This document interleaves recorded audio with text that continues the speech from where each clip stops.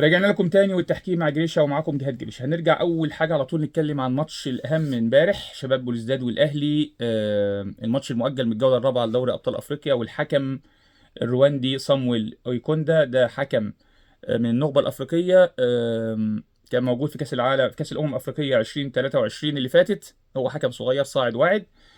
حكم ماتشين في بطولة كأس أفريقيا في كوت ديفوار، غينيا الاستوائية وغينيا بيساو وناميبيا ومالي. من الماتشات اللي خدها دي نقول انه حكم صغير، حكم صاعد واعد، بيديله ماتشات على قد امكانيات الحكم. والحكم ده يعني امبارح خدنا بالنا منه في مصر، لان الحكم ده مش معروف لينا كلنا كمصريين يعني. فامبارح كان الحكم مش مقنع ان بيحتسب اخطاء كتير جدا بدون سبب. اي همسه ولمسه صفاره. مش ده التحكيم الافريقي ولا ده التحكيم العالمي اللي احنا بنتكلم عليه. ما عندناش خطأ تحكيمي مؤثر ممكن نتكلم عليه في المباراة، لكن هو بنتكلم على اسلوب واداء حكم وشخصية حكم في الملعب.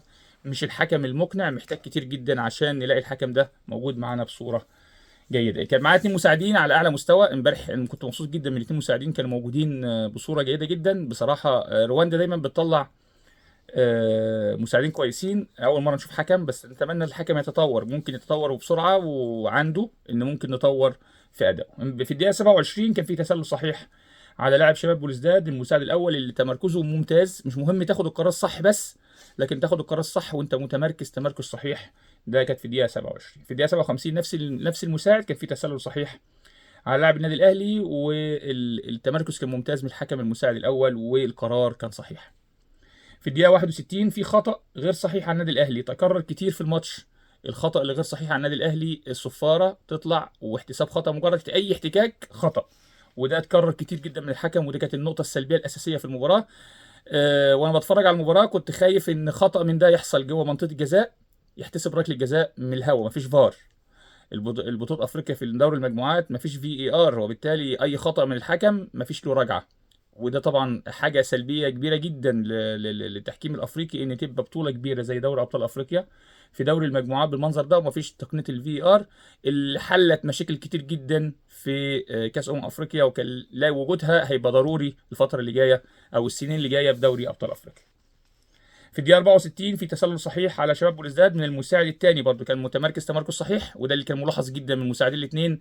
تمركزاتهم كانت رائعه، مش مجرد ياخد قرار صح بس، لكن التمركز الصحيح كان موجود طول الوقت. في الدقيقه 68 كان في ركله حره غير صحيحه برضو على فريق صحيحه محتسبه، غير صحيحه محتسبه لفريق شباب بلوزداد. وده كان استمرار لاخطاء الحكم. اخطاء الحكم اللي مستمره بالاخطاء اي نعم هي في نص الملعب او بره منطقه الجزاء، بس كنت ملاحظ جدا ان اخطائه وصفارته كتير جدا على اخطاء مش موجوده. في الدقيقه 72 كان في انذار مستحق لمروان عطيه، المسك الواضح والسافر لمهاجم شباب بلوزداد اللي كان رايح في هجمه واعده، وكان انذار صحيح. في الدقيقه 74 كان في انذار مستحق لاعب شباب بلوزداد اللي جه يعترض على الحكم لما اوقف اللعب لعلاج علي معلول. الكره اصطدمت براس علي معلول. طبعا من اهم مهمات الحكم في الملعب الحفاظ على سلامه اللاعبين. الراجل راح عشان يشوف علي معلول وقف اللعب، راح الراجل يعترض عليه، الاعتراض ده مقابله انذار، وده قرار صحيح من حكم المباراه بانذار لاعب شباب بلوزداد للاعتراض. في الدقيقه 87 قفشه طبعا النتيجه 0-0. لعب الكرة بيضيع الوقت، نمشي مع الحكم ومفيش مشكله، سبورت قرار الحكم انذار صحيح لاضاعه الوقت من قفشه. في دقيقة 90 في انذار مستحق للاعب شباب بلوزداد، التهور الواضح مع رضا سليم. الدخول بتهور واضح مع رضا سليم، وكان قرار صحيح وانذار صحيح للتهور من لاعب شباب بلوزداد.